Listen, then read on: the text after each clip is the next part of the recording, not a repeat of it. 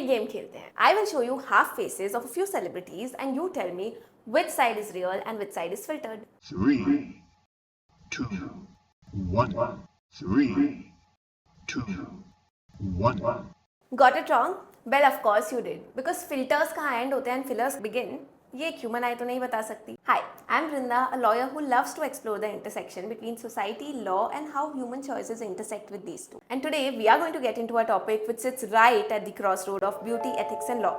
And that is plastic surgery. Well, plastic surgery has moved far beyond just fixing injury. Nose job से लेकर full facial reconstruction तक, it has now become an everyday lifestyle choice. What was once a hush-hush topic has now become a daily reality. So recently, my social media feed was filled with this photo of Aditi Rauhed, and I couldn't stop myself from thinking about the bigger question involved here. Is plastic surgery an act of empowerment, or is it proof that we have become prisoners of beauty standards? Let's look at both sides. On one hand, we have celebrities like the Kardashians, the Jenners, who have made body enhancements quite mainstream in a positive way. In my opinion, even though at some point we did used to raise eyebrow at them, what they have done has empowered people to be open about body modifications. एक type of normalization ही आ गया है because of exposure to such situations, facts and ideas. Even back home in India, Shilpa Shetty has confirmed that she has undergone a rhinoplasty and is quite happy with the results. Janhvi Kapoor has visibly undergone a surgery as well. The most transformative example of cosmetic surgery in the pop culture history, Michael Jackson, seemed pretty happy with the results. So even though this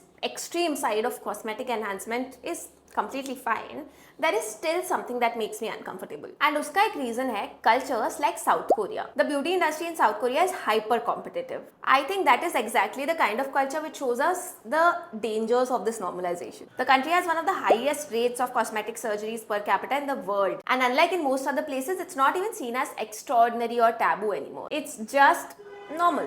Appearance has become deeply tied to social success and self-worth. Job applications often require photos and good looks are openly discussed as a professional advantage. Some people undergo cosmetic surgeries before their job search or job applications just to appear more refined and professional. Cosmetic surgery has thus become a career investment instead of just an aesthetic choice. It's also very common in South Korea to receive cosmetic enhancement as a gift from their parents before they move to university.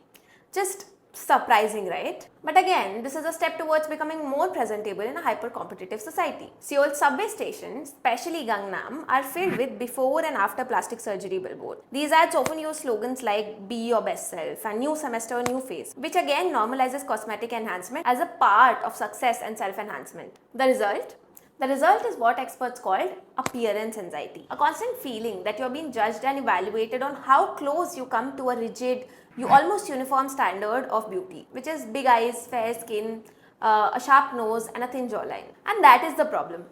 जब सबसे ये expectation रखी जाती है कि वो perfect दिखे, beauty stops being a form of individuality and becomes a social duty. So while the beauty industry in South Korea thrives, the mental health statistics show an entirely different story. Body dysmorphia, low self-esteem and depression linked to cosmetic surgery is very common. Ideally, the original intention of these surgeries has always been restoration instead of perfection.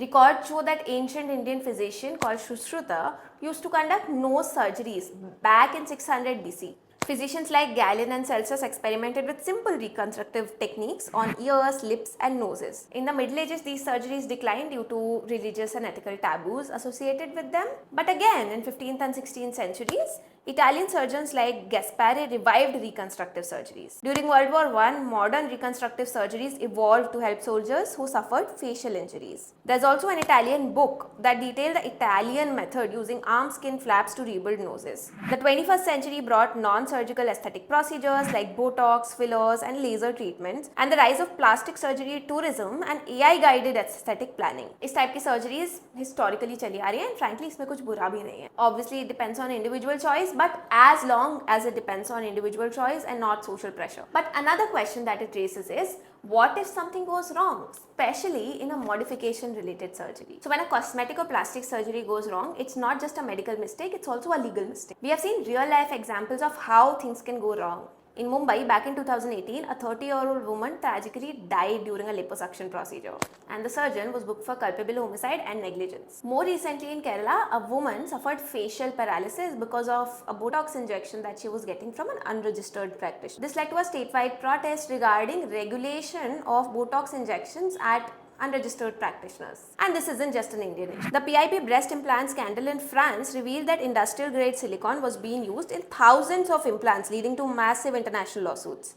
In the US, the death of Donna West, Kanye West's mother, after elective surgery led to Donna West law, which now requires medical clearance before going under the knife. But the question is, can you do this even when you're going through the corrective procedure? So around the world, cosmetic surgeons are bound by the same duty of care as any other doctor.